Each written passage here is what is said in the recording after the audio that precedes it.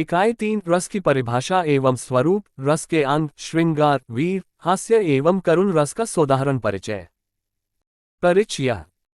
रस सिद्धांत काव्यशास्त्र का मूल एवं महत्वपूर्ण सिद्धांत है। काव्यशास्त्रीय अध्ययन की परंपरा का आरंभ इसी सिद्धांत से किया जाता है।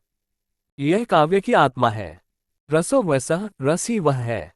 वह अर्थात आत्मा, परमात्मा और अलौकिक शक्ति। आत्मा के अस्तित्व पर ही देह का अस्तित्व संभव है। विभिन्न रूपों में उपस्थित परमात्मा की तरह यह भी भिन्न भिन्न काव्य रूपों में आस्वादन का अनुभव कराता है। काव्यशास्त्र का दूसरा महत्वपूर्ण सिद्धांत अलंकार सिद्धांत है। रस आत्मा है तो अलंकार काव्य का शरीर है। अलंकार काव्य शरीर के बाह्य धर्म है तथा गुणालंकार के रूप में आंतरिक धर्म भी है, इसलिए इसे काव्य की आत्मा मानने का विवाद भी चला। अलंकार शोभावर्धक आभूषण है जो काव्य की शोभा बढ़ाते हैं।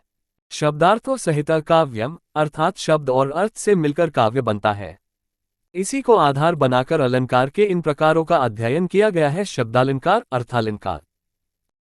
अलंकारों का वर्गीकरण अर्थात अलंकारों के भेदों या प्रकारों के साथ अलंकार की अवधारणा। विभिन्न विद्वानों द्वारा अलंकार सिद्धांत की स्थापनाओं की जानकारी इस शीर्षक के अंतर्गत प्राप्त होती है। रीति संप्रदाय सदैव प्रासंगिक रहा है। मनुष्य जीवन हो या काव्य रचना, साहित्य रचना, जीवन जीने व काव्य रचने की कोई न कोई रीति होती है। अतः काव्यशास्त्र के इस महत्वपूर्ण सिद्धांत की प्रासंगिकता बनी रहेगी। रीति काव्यात्मा नहीं हो सकती। यह एक साधन है साध्य तक पहुंचने का। आचार्य वामन ने इसे प्रतिष्ठित करके काव्यशास्त्र पर उपकार किया है।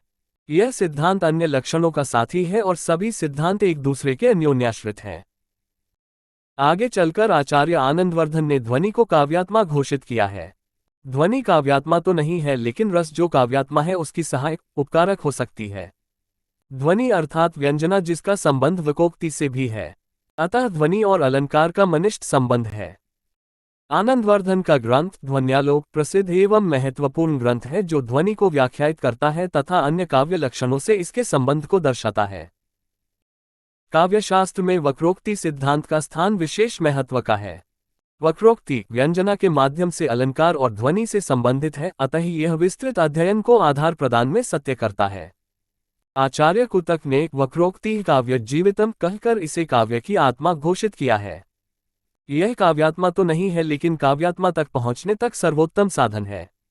वक्रोक्ति करना, कहना, लिखना साहस और नैतिकता की मांग करता है। इसके मूल छिपा रहता है, अतः यह महत्वपूर्ण दार्शनिक व्याख्या उपस्थित करने वाला सिद्धांत है। काव्यशास्त्र का अंतिम मान्य सिद्धांत औचित्य है, जिसकी चर्चा लगभग सभी आचार्यों ने प्रथम सिद्धांत रस के समय से ही की है। भर्तमुनि से अद्यतन सभी आचार्य औचित्य के महत्व को स्वीकार करते हैं। यह काव्यात्मा रस की भी आत्मा माना गया है। औचित्य सिद्धांत के प्रणेता या व्यवस्थापक आचार्य क्षेमेंद्र ने औचित्य विचार चर्चा में इसके संपूर्ण स्वरूप पर प्रकाश डालकर यह सिद्ध किया है कि जीवन और साहित्य के हर क्षेत्र में औचित्य आवश्यक है। इस इकाई में हमारे अध्ययन का मुख्य विषय काव्यशास्त्र का प्रथम सिद्धांत रस है। इसमें रस की सामान्य परिभाषा, स्वरूप, सभी रसों का सामान्य परिचय, रस निष्पत्ति, रस के अंग एवं श्रृंगार, वीर, हास्य व करुण रस का सोदाहरण निरूपण किया गया है। रसों का सामान्य परिचय। रसों की संख्या 10 है। श्रृंगार, वीर, हास्य, रौद्र, भयानक, विभत्स, करुण, अद्भुत, शांत और वात्सल्य। भक्ति रस को 11वें के रूप में देखा जाता है। रस ही काव्य की आत्मा है। ऐसा मानने वाले आचार्य गण मानते हैं कि कई बार उक्ति अनौचित्य या काव्य में रस का पूर्ण परिपाक न होने के कारण उक्ति में रसत्व तो विद्यमान रहता है, किंतु उसमें तीव्र या दीप्त रसत्व का अभाव होता है। इसी कारण भक्ति को रस के समान नहीं माना जाता। इस प्रकार की उक्तियों को 7 प्रकारों में बांट सकते हैं। 1 भाव, 2 रसाभास, 3 भावाभास, 4 भावोदय, 5 भावशांति, 6 भाव संधि और 7 भाव सबलता। आचार्य मम्मट ने रसों के 8 भेद किए हैं, जिनका परिगणन निम्न प्रकार है। श्रृंगार, हास्य, करुण, रौद्र, वीर, भयानका, विभत्साद्भुत, संज्ञो, चैत्यष्टो, नाट्य रसा ये स्मृता। श्रृंगार, हास्य, करुण, रौद्र, वीर, भयानक, विभत्स और अद्भुत ये सभी नाट्य में रस माने गए हैं। 1 श्रृंगार रस। श्रृंगार रस का स्थायी भाव रति होता है। श्रृंगार के आलंबन विभाव नायक नायिका होते हैं। उपवन, चंद्रिका आदि उद्दीपन विभाव होते हैं। भू विक्षेप, कटाक्ष आदि इसके अनुभव होते हैं तथा लज्जा, ह्रास आदि व्यभिचारी भाव होते हैं। श्रृंगार दो प्रकार का होता है। कत संयोग श्रृंगार, ख वियोग श्रृंगार। कत संयोग श्रृंगार, इसमें नायक और नायिका का मिलन हो जाता है। इसके दो प्रकार होते हैं। ख वियोग श्रृंगार, इसमें नायक नायिका का मिलन नहीं हो पाता।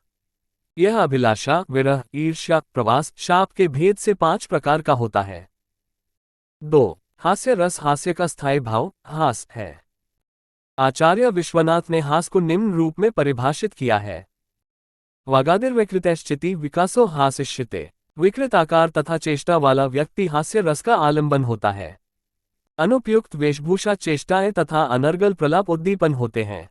नेत्र संकोच, मुस्कुराना आदि अनुभव होते हैं तथा निद्रा, आलस्य आदि व्यभिचारी भाव होते हैं। 3. करुण रस, करुण रस का स्थायी भाव शोक है। आचार्य विश्वनाथ ने शोक को निम्न रूप से परिभाषित किया है। इष्टनाशाद्भिश्चितो वैक्लव्यम शोकशब्दभाग। अर्थात प्रिय वस्तु के नष्ट हो जाने पर चित्त की जो व्याकुलता होती है वही शोक कहलाती है। जिसके लिए शोक किया जाता है वही शोच्य आलंबन होता है। आलंबन की बातें तथा दाह आदि अवस्था उद्दीपन होते हैं। दैवानिंद तथा क्रंदन आदि अनुभव होते हैं। मोह, व्याधि, विषाद आदि व्यभिचारी भाव होते हैं। 4. रौद्र रस, रौद्र रस का स्थायी भाव क्रोध होता है। आचार्य विश्वनाथ ने इसे निम्न रूप में परिभाषित किया है। विरोधियों के प्रति हृदय में तीक्ष्णता या प्रतिशोध की भावना ही क्रोध कहलाती है। इसका आलंबन शत्रु होता है। शत्रु की चेष्टाएं एवं अपकार आदि उद्दीपन होते हैं। भुजाएं ठोकना, शस्त्र उठाना, आक्षेप लगाना आदि अनुभव होते हैं।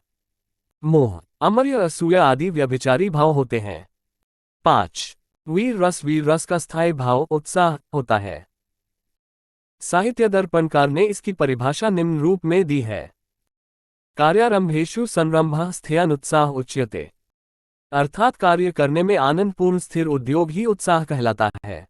इसमें प्रतिद्वंद्वी आलंबन होता है। उसकी पराजय तथा युद्ध का कोलाहल उद्दीपन होते हैं। शस्त्र प्रहार, शत्रु से प्रतिस्पर्धा अनुभव तथा गर्व, धैर्य एवं मति आदि व्यभिचारी भाव होते हैं। 6. भयानक रस, भयानक रस का स्थायी भाव भय है। आचार्य विश्वनाथ ने भयानक रस की परिभाषा निम्न रूप में प्रस्तुत की है। रौद्र शक्त्या तु जनित चित्तवैक्लव्यदम भयम। किसी भीषण वस्तु के कारण चित्त की विकलता भय कहलाती है। भयोत्पादक व्यक्ति या वस्तु आलंबन होती है। उसकी चेष्टाएं उद्दीपन होती हैं। मुख का पीला पड़ना, बोल ना पाना, स्वेद आदि अनुभव है तथा शंका, संभ्रम, मरण आदि व्यभिचारी भाव होते हैं। 7. विभत्स रस, विभत्स रस का स्थायी भाव जुगुप्सा है। आचार्य विश्वनाथ विभत्स को इस परिभाषित करते हैं। दोषेक्षणाद्भिर्गो जुगुप्सा विषयोद्भावा। अभिप्राय है कि किसी घृणास्पद वस्तु के दोष दर्शन से उत्पन्न घृणाभाव ही जुगुप्सा है। दुर्गंध, सड़ांध, मांस, रुधिर आदि इसके आलंबन है। कीड़े पड़ना आदि उद्दीपन है। नाक सिकोड़ना, थूकना आदि अनुभव है तथा उद्वेग आदि व्यभिचारी भाव हैं, जिनसे सामाजिक में विभत्स रस की अभिव्यक्ति होती है। 8. अद्भुत रस, अद्भुत रस का स्थायी भाव विस्मय है। आचार्य विश्वनाथ अद्भुत रस की निम्न परिभाषा प्रस्तुत करते हैं। विविधेषु पदार्थेषु लोकसीमाति वर्तिषु विस्फारश्चितसो यस्तु स विस्मय उदाहृतः। विलक्षण वस्तुओं के दर्शन, श्रवण आदि से जो चित्त का विकास होता है वही विस्मय कहा जाता है। विस्मय का आलंबन विलक्षण वस्तु होती है। ऐसी वस्तु का देखना, सुनना, कहना तथा गुण वर्णन आदि उद्दीपन है। स्वेद, रोमांच, नेत्र विकास आदि अनुभव है। वितर्क, आवेग, हर्ष आदि व्यभिचारी भाव होते हैं। 9. शांत रस, शांत की रस विषयक मान्यता में आचार्यों में पर्याप्त मतभेद है।